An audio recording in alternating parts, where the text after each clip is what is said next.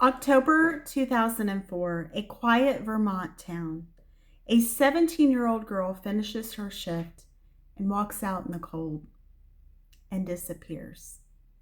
Her car is later found backed into the side of an abandoned house. No driver, no sign of struggle, just gone.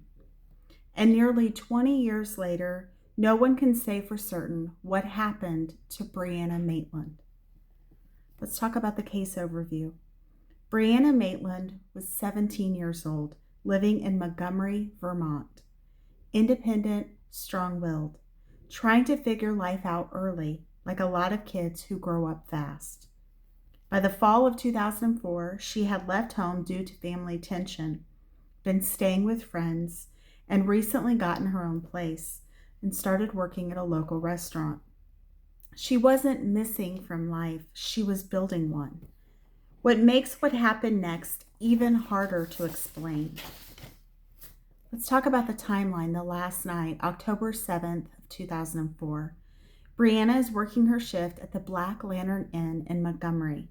Coworkers say nothing seemed off. She finished her shift normally, and she left around 11:20 p.m. She walked out alone.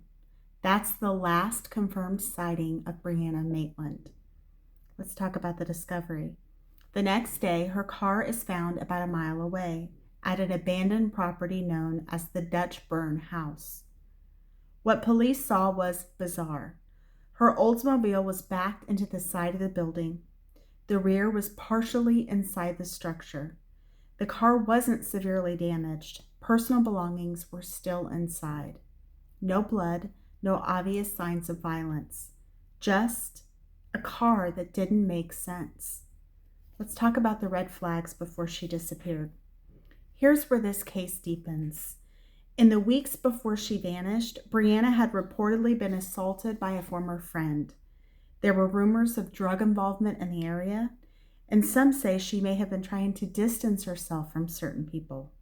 She told at least one person she was planning to leave town soon. And then there's this. She had visible bruising shortly before she disappeared. Police later confirmed she had experienced violence. So the question becomes, was Brianna already in danger before that night even began? Here are some of the theories. Foul play is the most widely considered. The leading theory, Brianna encountered someone she knew, or someone connected to the environment she was trying to escape. Possibilities included someone she trusted, someone from a local drug circle, someone who had already hurt her before. The staged-looking car scene raises questions. Was the crash intentional? Was it meant to mislead? Or did something happen elsewhere entirely? Let's talk about number 2, drug-related activity. Some investigators believe Brianna may have had peripheral exposure to local drug activity, not necessarily involvement, but proximity. Important distinction. There is no confirmed evidence she was deeply involved, but Vermont, which is especially rural and especially rural areas, had documented drug corridors. Young people can become entangled without full awareness. If true, this could point to a situation that may have escalated quickly, someone silencing her, or her being in the wrong place at the wrong time. Abduction by an unknown individual, a more random possibility. She leaves work late, someone is watching, and she's vulnerable. But the theory is weaker because there's no clear evidence of a stranger encounter. No witnesses reported suspicious activity that night. Or, number 4, voluntary disappearance, which is the least likely. Some early speculation suggested she left on her own, but this doesn't hold up well. She left behind belongings, she had plans, she stayed in contact with people regularly, no financial or identity trail afterward. Everything about her behavior suggests she did not intend to disappear. The car, a key piece. The positioning of the car is one of the most haunting elements. Investigators have long debated, was it driven into the building? Was it placed there afterward? Was Brianna even in the car at the time? And it doesn't look like a typical crash. It looks placed. And that changes everything. Let's talk about the parallels to Maura Murray. Both disappeared in rural New England.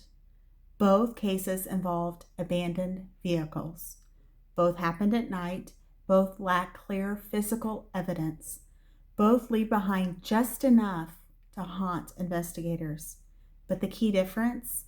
Maura's case leans toward ambiguity. Brianna's case leads toward interpersonal danger. Let's talk about the case status. Brianna Maitkand has never been found. Her case remains open and unsolved. Over the years, multiple persons of interest have been discussed. Tips have come in. Investigators have revisited the case, but no arrests and no confirmed answers. Some key cases leave you with questions. This leaves you with a feeling that something happened before that night, that Brianna was trying to move forward and someone wouldn't let her, and that abandoned house was never meant to tell the truth. If you care about cases like Brianna's, where the answers aren't easy, follow Grace and Gavel, where truth meets compassion, because some stories deserve more than silence. Thank you for tuning in to Grace and Gavel, and I hope that you will come back and check us out soon as we are reinvigorating Grace and Gavel and being more intentional about posting. I apologize for any inconvenience if you'd been watching and then were disappointed that we weren't continuing to post. But we are definitely on full swing right now. So thank you so much, and we'll continue to be. Thank you so much for your support. It means a lot to me, and I hope you have a great rest of your day. Bye-bye.